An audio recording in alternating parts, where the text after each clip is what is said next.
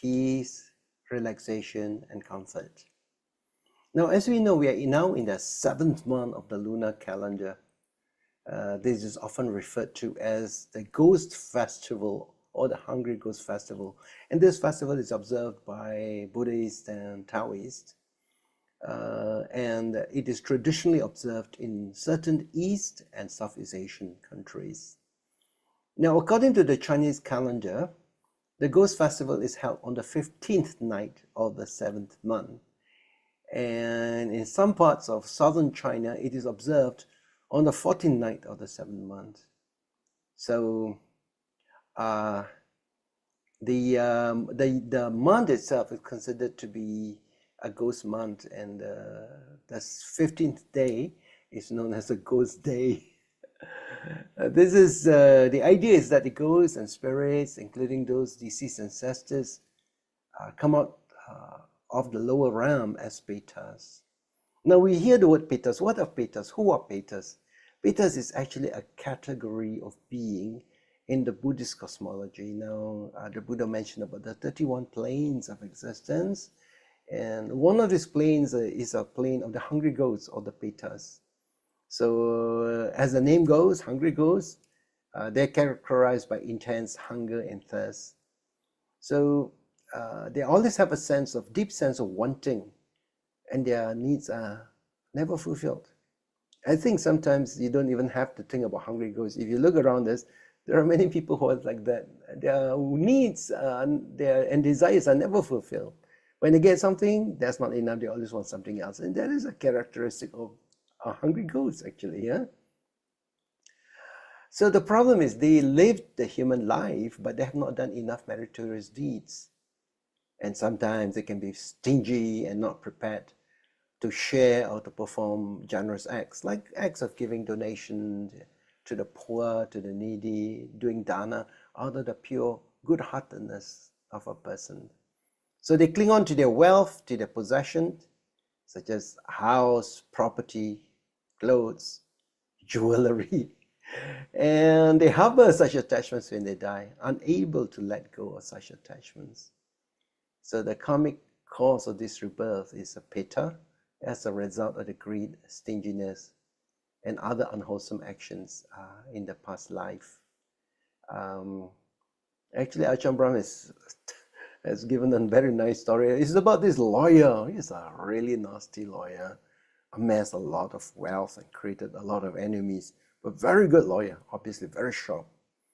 So when he was about to die, he asked his wife to pack up big trunks, fill up with money, and asked his wife to put it on the cellar upstairs.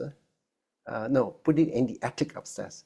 Because the idea is that when he dies, and on the way up, he'll be able to grab his bags and go up. All right. So eventually came the day for him to die, and he died. And so the whole family rushed up to the attic to see whether the money was there. Lots of money, all this. And they found that, wow, the bags are still there. Nobody seems to have touched them. And they wonder, oh, okay, he didn't manage to bring the money up.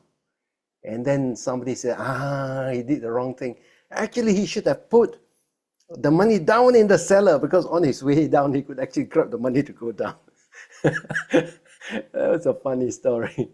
But this is only to say that people who are greedy, who are attached to things, when they pass away, because of the karmic desire and attachment, stinginess, greed, they get reborn in this world called Petas, okay?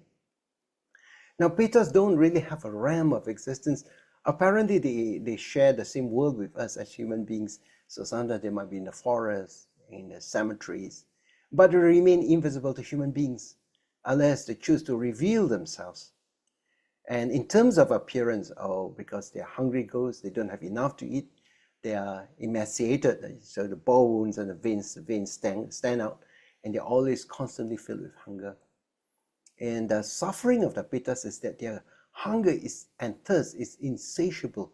They never seem to be able to satisfy their hunger and thirst. Apparently, they have big bodies, big like a barrel, but in terms of their throat, like the hole of a needle, the eye of a needle. So they don't seem to be able to get satisfied with whatever they eat. Such big body, but the ability to take anything, any form of sustenance, so little.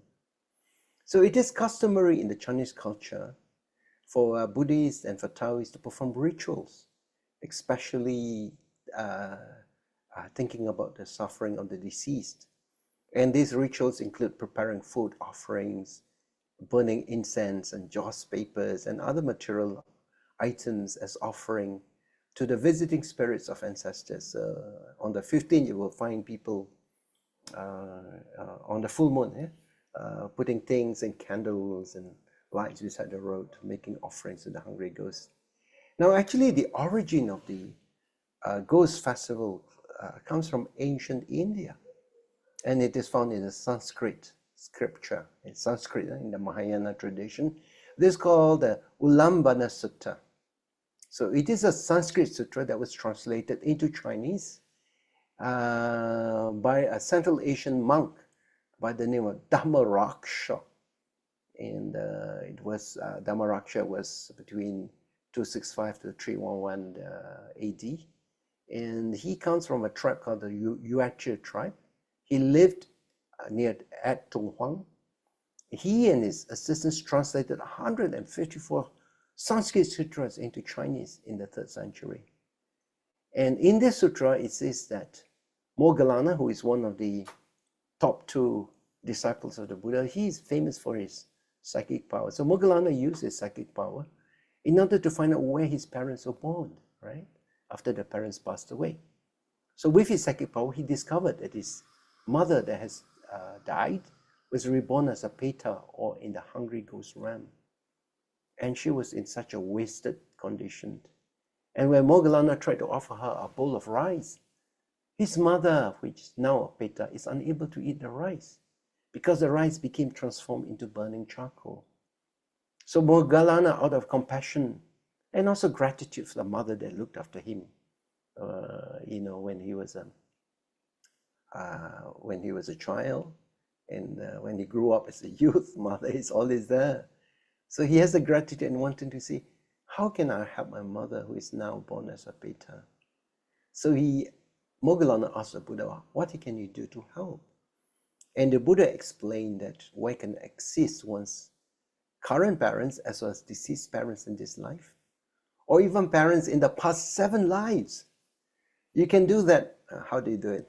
You can do that by offering food, for instance, to members of the Sangha or to the monastic community after the end of Vasa. This is called the Pavarana. So we offer katina, we offer food, we make offerings. And after making the offerings, making dana to the monastics, we dedicate these merits to our deceased parents and loved ones. And it could also be parents in our past 7 births, because we've got different parents in each of these births. And some of our parents might not be doing that well. They're actually in realms of suffering. So that is the Ulambana Sutta, that is in Sanskrit. But in the Theravada tradition, there is also an equivalent sutra. And this is found in the Petavatu story, number 14. It tells a story about how Sariputta rescued his mother from past 5 lives ago. The mother, Sariputta's mother, 5 lives ago, was reborn as a Peta, or hungry ghost. And just like the Ulambana Sutta, what Sariputta did was that he built 4 huts and filled them with food and drinks for the members of the Sangha, all right, and invited the members of the Sangha. With the Buddha present, he dedicated this donation on behalf of his suffering mother. And that transfer of merits enabled Sariputta's mother to be reborn in the better plane, to be released from the Peta world. So this is the equivalent of the Ulambana Sutta. This is the story in the Petavatu. And so the concept of offering food to hungry ghosts is found in the Tirakudha Sutta. Yeah, this is in the Pali tradition. This is how Buddhists can honor his or her departed relatives and provide relief to them in the Peta world. And the Buddha says that the greatest gift that we can give is our acts of merit. this merits is transferable to our ancestors. It is the merits. So he says that those who give will also receive the fruits of merit. So if when we transfer merits, we are also blessed. That which is also a meritorious action, transferring of merits. So it doesn't mean that when you give your merits, suddenly, oh, you find your merits are gone, empty, no merits. No, when you offer merits, you multiply your merits. Actually, you also generate more merits. So this act of transferring merits is a meritorious deed, and it adds to the merits that has been earned. And so, for instance, every week we do metta meditation, and then we, after doing metta meditation, we dedicate our merits to spiritual beings, to the devas, and also to the departed ones. So these merits is transferable. Okay. So when transference of merits is done, we should recall the name, if you can, or maybe even how they look like, of the departed ones. He says, when he was alive, he gave me this, he did this for me, he was my relative, he was my companion, or he's my loved ones. And then you perform some meritorious actions and transfer the merits on their behalf. You perform good actions on their behalf, and you transfer merits to them. Okay, and of course, not all.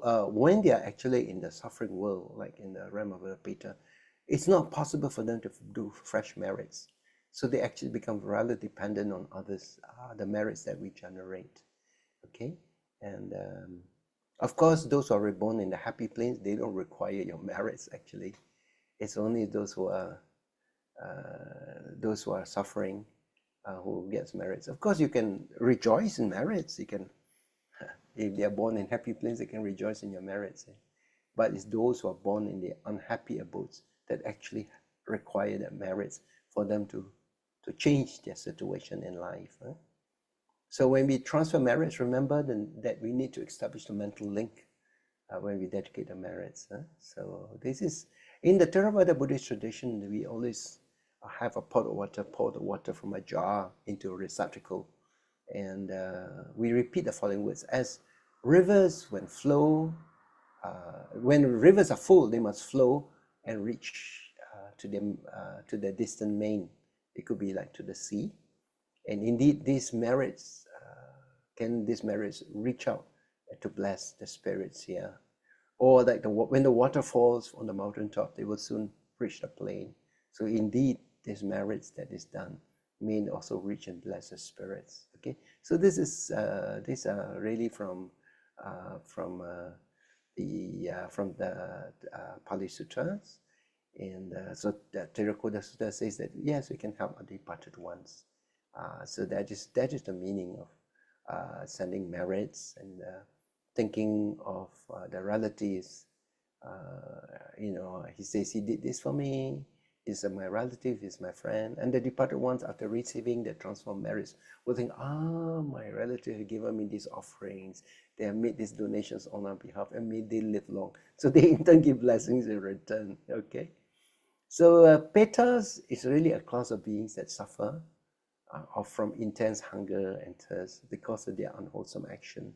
I think the lesson for us is that this is a reminder that there are consequences for greed, and it is important for us to develop generosity as a virtue. Yeah? So that is what we can learn from this. So this is very pertinent now in the 7th month, that we can perform meritorious action in memory of our departed ones. All right, so if you are ready, we will proceed on with our meditation, and I will lead you through a few practices, one of which is to observe the breath, and then we send smiles to different parts of the body, return back to the breath, and eventually saying some wishes of loving kindness. The wishes themselves is not loving kindness. The wishes is to stimulate the arising of loving kindness from our heart and mind. So as you say these wishes, please relax yourself, please open yourself, and almost like listening to the wishes from inside. And we will make the wish. Here in this meditation, we make use of 4 wishes. But if you're just starting off in metta meditation, just make use of 1 wish. It's quite easy. No need to think about, wow, what is the first wish, what's the second wish. It becomes not so easy for us to remember. Once you become more familiar with this method, then you can make use of the 4 wishes. All right, so let me just introduce the 4 wishes. First wish is, may my heart be peaceful and free. How is it like when your heart is peaceful and free? What a lovely condition to be in, right?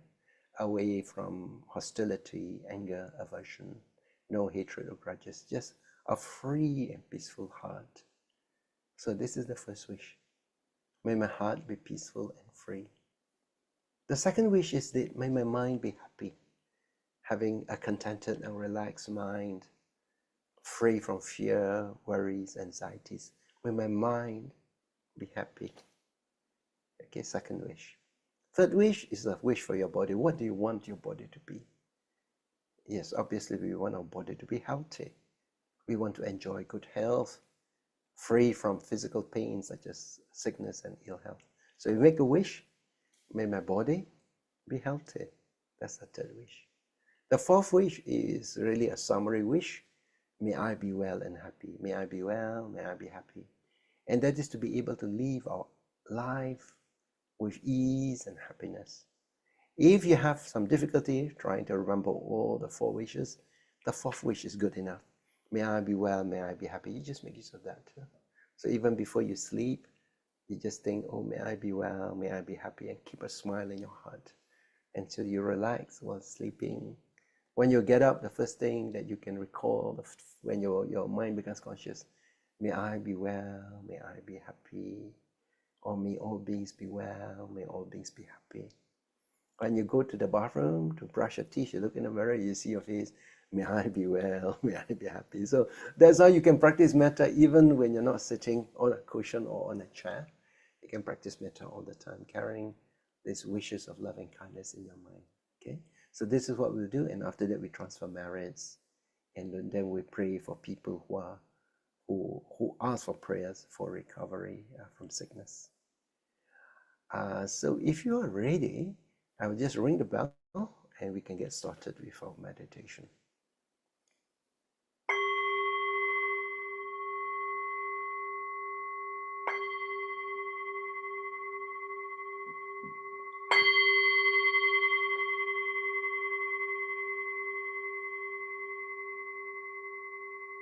Slowly close your eyes and bring your awareness home. Bring it home to your breath. And breathe in, take some breath. Breathe in deeply in a relaxed fashion. Take a few deep breaths, and when you do that, you find yourself getting more and more relaxed.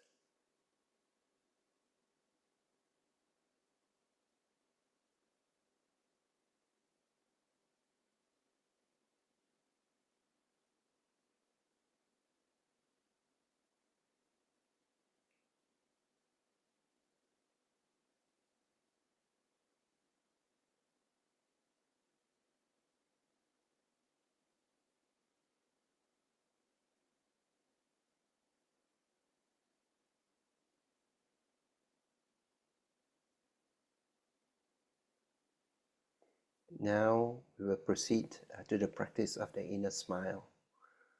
We will touch different parts of our body and put a smile there. If you like to make a wish, you can also make a wish. May I be well, may I be happy. As you put a smile at a certain part of your body. This is a good way of ensuring that your awareness is here, because if you can feel the sensations on your body, that means your mind is here and not wandering somewhere.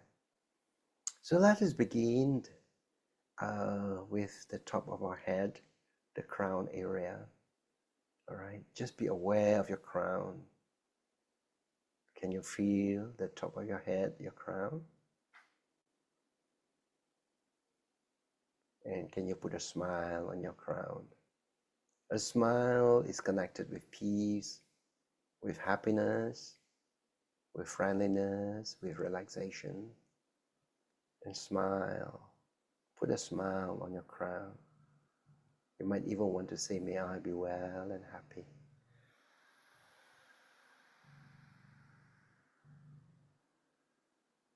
And now move your attention to your forehead. Can you feel your forehead? You feel some sensations there?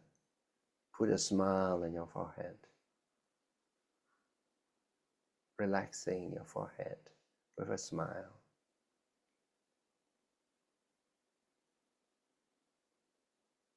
And now moving to the spot between your two eyebrows. Can you feel this spot? Now putting a smile in this spot. Be well and happy.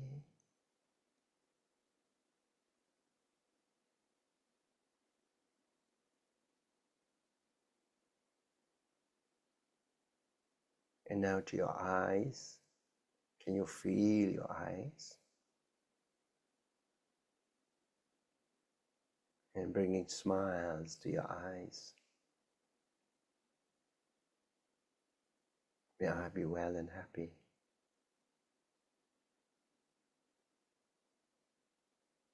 And now your cheeks, feeling your cheeks, putting smiles on your cheeks.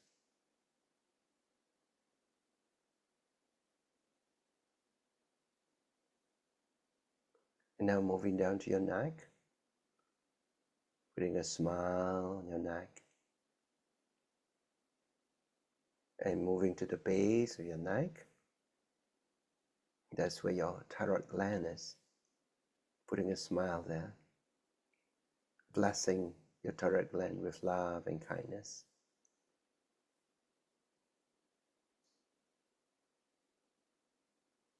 And now down to your heart. Open up your heart. Let positive emotions fill up your heart. Letting go of the tensions.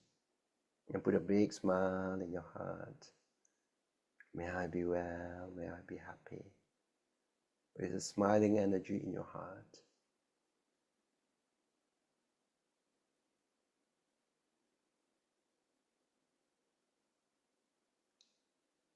And let the smile from your heart move on to your lungs. Feel your lungs breathing easily. And gratitude to your heart and lungs for keeping you alive from day to day, from moment to moment. Is your heart smiling? And now moving on to the solar plexus. Solar plexus is just beneath your breastbone. It is like a junction of nerves, and it experiences negative emotions very strongly. For instance, when you're filled with tension, with anger, with hatred, with jealousy, with fear, this is the part that really gets tensed up.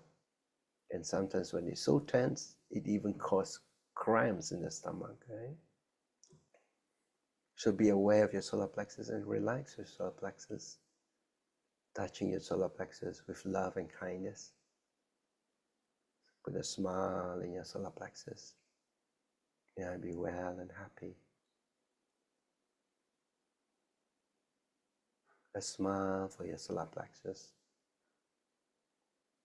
Your solar plexus is also connected with your organs. For instance, your liver. Your liver is on the right side of the body.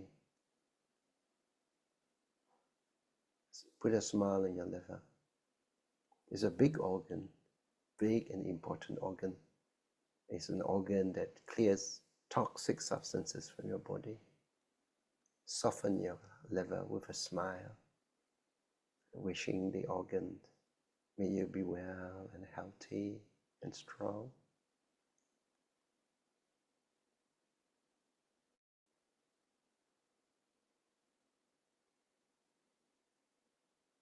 And now to the back, just in between your spinal cord on both sides will be your kidneys. There's your filter system. Smile, bring a smile to your kidneys, blessing your kidneys with love and with kindness. May your kidneys be healthy and may they be strong, and to remove waste from your blood.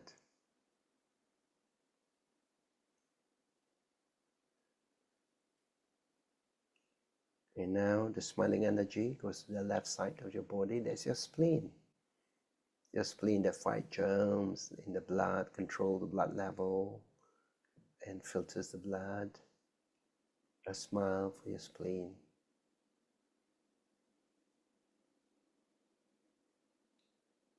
And now to your stomach and your intestines. That's a digestive system. A smile for your stomach, intestines, and your pancreas. Helps in the digestion of your food. Your stomach will digest the food, but transformation of sugar for energy is the job of your pancreas. Thanking your pancreas, your stomach and intestines. May they function well and blessing you with good health.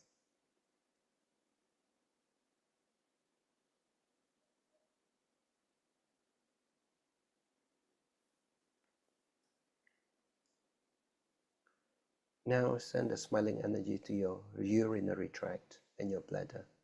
This is your urinary system, very important. We do not want this system to be running into issues. So blessing your urinary system, that includes your urinary tract, your bladder, and also for the males, just blessing your prostate gland, the females, the ovaries and uterus. We want them to be healthy, blessing them with smiles.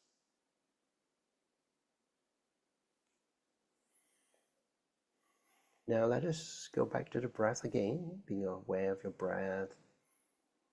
You might be aware of your breath at the tip of your nostril. Some of you might not be able to feel it so well, so you can experience the breath at the back of the mouth, in the neck, in your chest, or even in the abdomen. Wherever the breath is most apparent, you pay your attention there. Now let us refine our awareness by watching the breath for a little while. You watch the breath with a relaxed attention, like the way you sit at a beach, watching the waves come and go, watching. So in order to keep track on our breath, we can count from 1 to 10. Breathe in and out, that's 1. In and out, that's 2. After number 10, and return back to number 1. Okay, so let us watch our breath.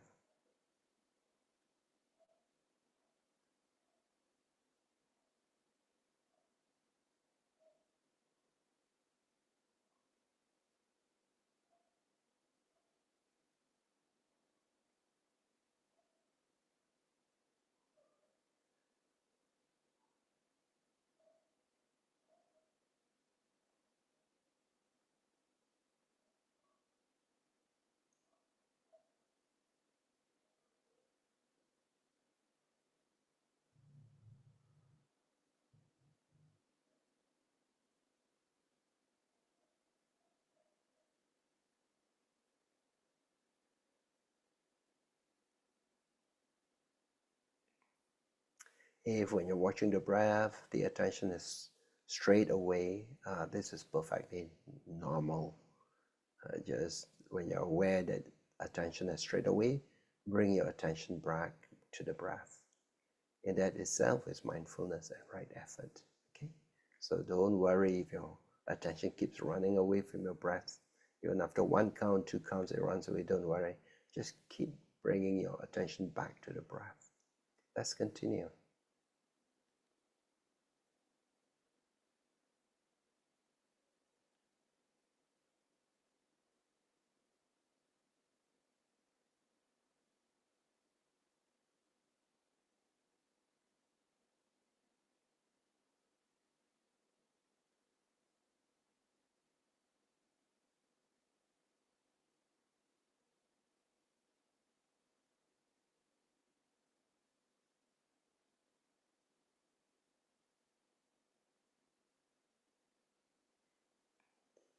All right, now we send wishes of loving kindness to ourselves. We send loving kindness to ourselves first because we are to be the vessel of loving kindness. And after our body becomes relaxed and filled with love, then it becomes much easier for us to send our loving kindness to others. When we make the 4 wishes, putting a smile in your heart, let us make the first wish. May my heart be peaceful and free. May my heart be peaceful and free. A smile in your heart. Good wishes to yourself. A happy, peaceful heart. May my heart be peaceful and free.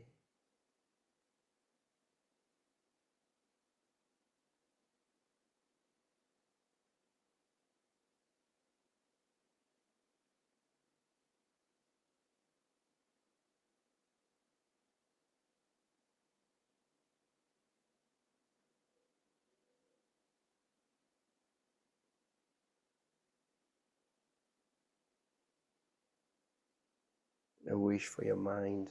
May my mind be happy.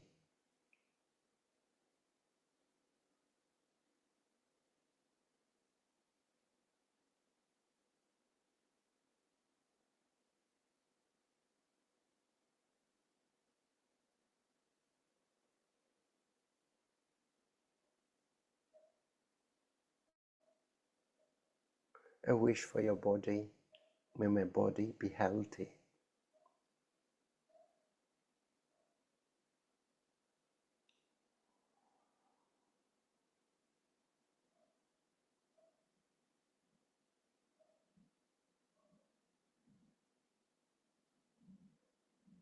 May I be well and happy. Try to experience the peace, the quietness, the calmness in your body. You can feel it. May my heart be peaceful and free.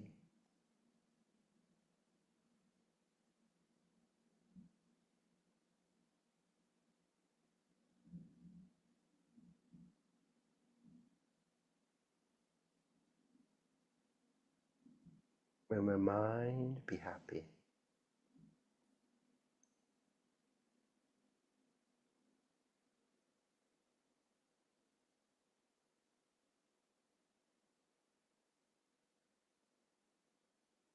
May my body be healthy.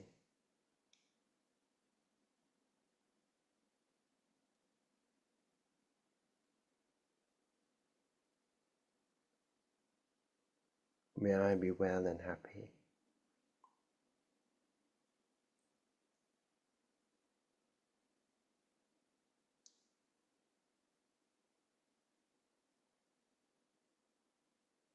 And now let us send loving kindness to others. 3 groups. The first group is people whom we derive a lot of benefit.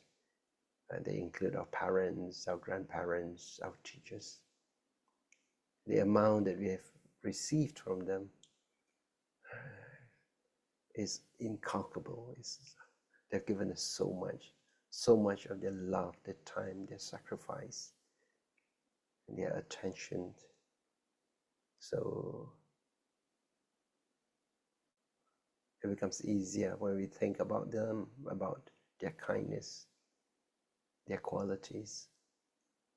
So if you're sending loving kindness to your parents, for instance, your mother, just think that your mother is seated in front of you. And she's in a happy state of mind, and you say to her, Mother, may your heart be peaceful and free. May your mind be happy. May your body be healthy. May you be well and happy. So that's the wish. Those are the wishes that you make for your mother, and for your father, for your grandparents, and for your teachers who have given you knowledge. We've benefited so much from them. So now let us send our thoughts of loving kindness, making our wishes to this first group of people.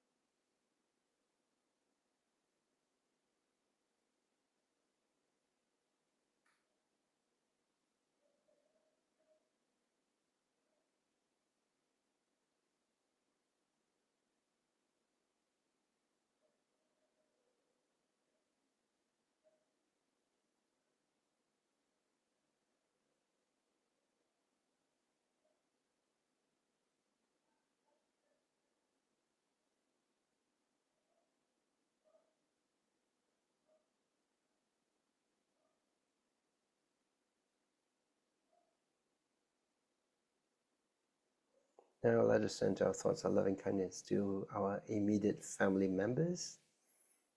They include our spouse, our children, our grandchildren. And if you don't have an immediate family of your own, then your siblings, brothers and sisters, nephews and nieces. You can send your loving kindness to them in a group or one by one. You can visualize their face and speak to them from your heart. So we make our wishes of loving kindness, the 4 wishes, to our immediate family members.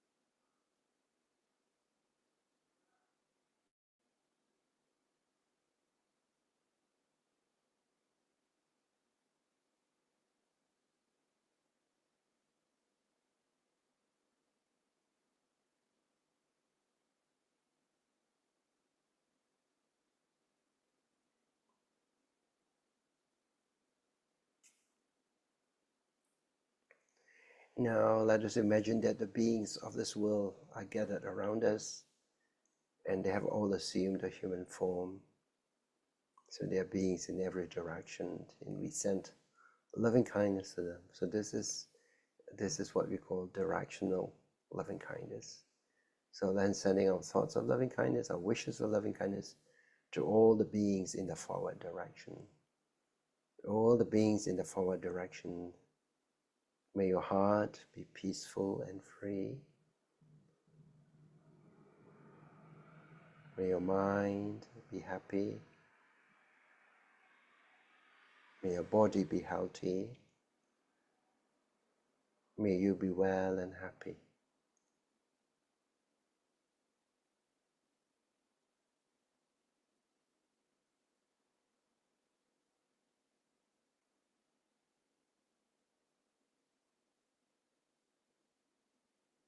Now, beings in the rightward direction, may your heart be peaceful and free. May your mind be happy. May your body be healthy. May you be well and happy.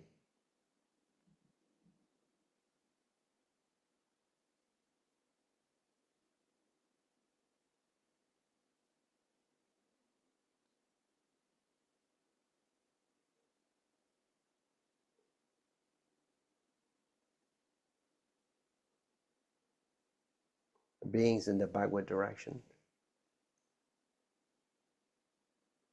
sending a loving kindness, loving wishes to the beings in the backward direction.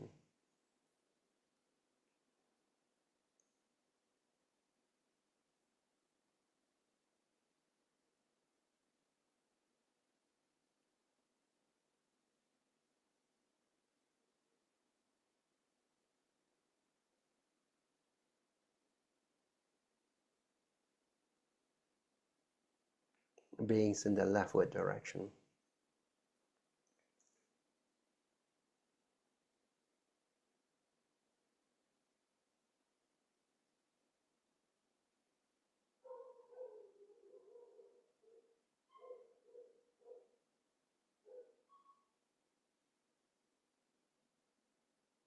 beings in the downward direction.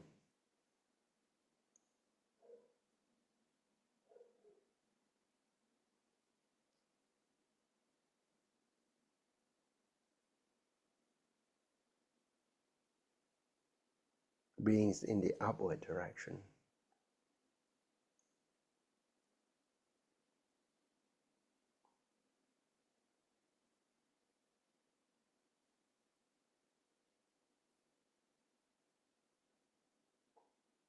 Now sending your loving kindness in all directions.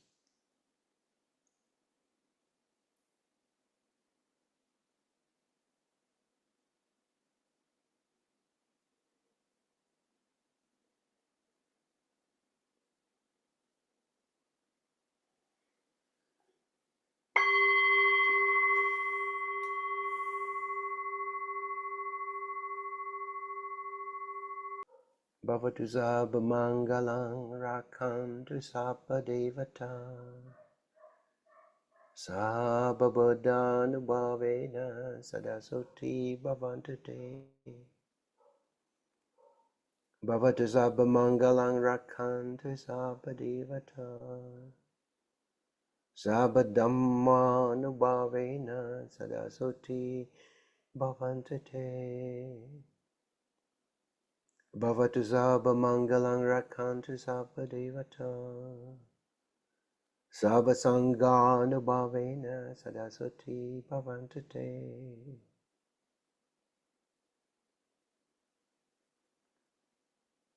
And now let us focus our attention within and observe the peace and quietness inside. In the calmness of your mind, we send out our thoughts, wholesome thoughts, and sharing our merits with the devas, with our guardian deities and protectors. May they rejoice and continue to guide and protect ourselves and our loved ones. May they also give blessings to the donors, the supporters, members, and ex-co members of BGF. May the world be blessed, and may there be peace in this world. Eta vatacha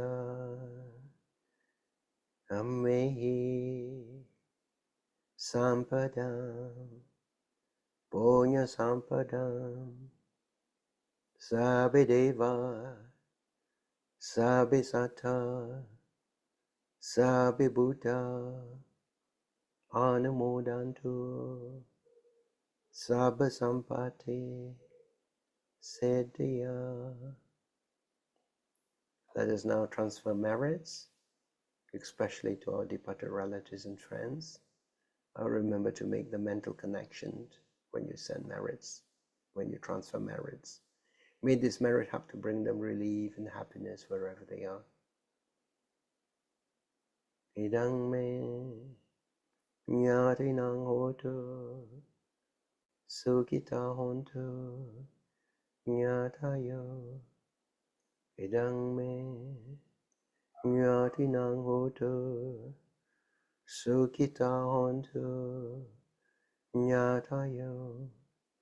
Idang me nyatinang hotu sukita hontu nyatayo. Let us make some aspirations. By the grace of these merits that we have accumulated, may we never follow the way of the foolish. May we be blessed with wise friends and skillful teachers. May we always remain on the path of Dhamma wherever we are, and may we one day achieve the highest place of Nibbana. Emena punya kammena mami bala samagamo satang samagamo hotu yava nibbana patiya. Let us make a closing invocation to the Buddha Dhamma Sangha for all the blessings, protections received. O Buddha, my spiritual master and refuge, thank you for the blessings, guidance, and protection. The Dhamma, holy saints, and spiritual teachers, Bodhisattvas, Dharma protectors and Devas, thank you for the blessings, guidance and protection. May the Buddha be at my head, the Dhamma in my heart, and the Sangha by my side to guide and protect me always. May suffering ones be suffering free and the fear-struck fearless be. May the grieving shed all grief and may all beings find relief. May all beings share in this merits which we have generated. May this merits help to bring them good health, happiness and peace. May beings inhabiting space and earth, Devas and Nagas of mighty power, to share in this merits of ours, and may they long protect the Buddha's asana. Let us say sadhu. Sadhu, sadhu, sadhu.